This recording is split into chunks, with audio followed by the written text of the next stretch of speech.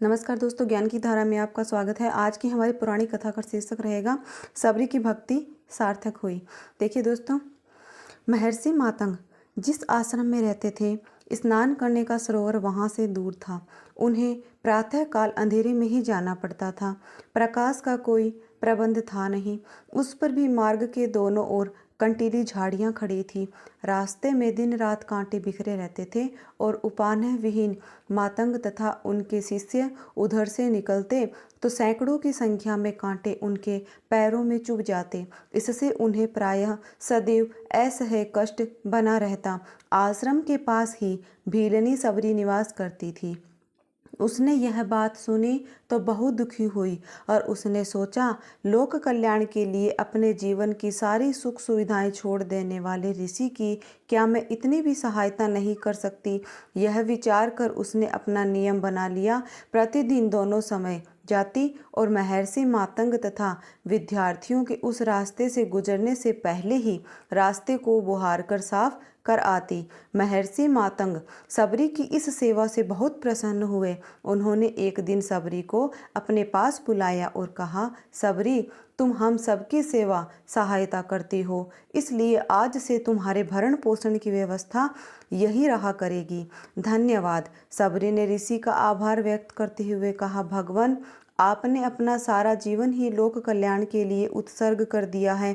ऐसे प्रत्येक व्यक्ति की सहायता करना सभी का कर्तव्य होता है। मैं अपना कर्तव्य पालन करती हूँ, इसमें मूल्य लेने की क्या आवश्यकता है। मैं अछूत हूँ तो क्या अपने पोषण की व्यवस्था नहीं कर सकती क्या? थोड़ा सा आहार चाहिए, वह मैं जंगल से कंद मूल लाकर पूरा कर लेती हूँ। उसके लिए आपकी सुविधाएं तथा आवश्यकता में कटौती क्यों करूँ? सबरी ने जो कुछ कहा था उसमें उसके स्वावलंबन और स्वाभिमान भर की बात थी, पर महर्षि ने इसे उसका अहंकार और अपना अपमान समझा। इसलिए उन्होंने क्रुद्ध होकर बुरा भला कहा और फिर कभी आश्रम में न आने की मनाही कर दी। इतने पर भी सबरी ने अपना कर्तव्य न छोड़ा।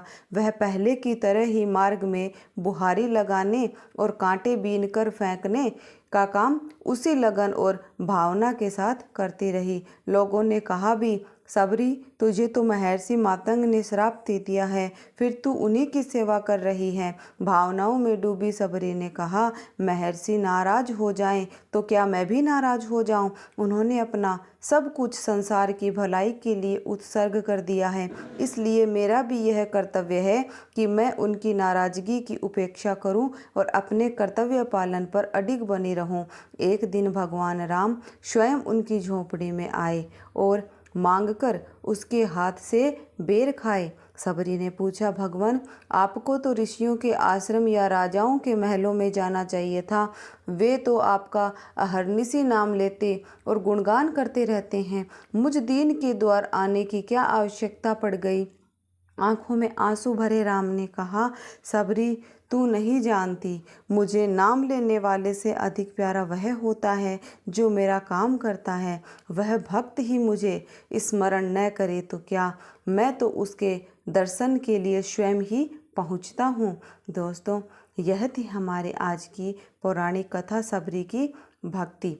आपको कथा कैसी लगी? कमेंट सेक्शन में कमेंट करके आप मुझे ज़रूर बताइएगा। और ऐसी और पौराणिक कथाएं यदि आप सुनना चाहते हो तो चैनल को सब्सक्राइब कर बेल आइकन पर क्लिक कर दें, जिससे मेरी आने वाली हर एक नई वीडियो का नोटिफिकेशन सबसे पहले आपको मिलता रहे। तो चलिए दोस्तों, मिलते हैं नई वीडियो में एक नई कथा के साथ। तब तक के लिए आप सभी को मेरा राम राम, जय श्री कृष्णा, राधे राधे। आप सभी का दोस्तों बहुत बहुत धन्यवाद। दोस्तों, आप सभी अपना प्रेम इसी तरह बनाए रखिए और इस चैनल को बहुत सारा प्रेम दीजिए अपना।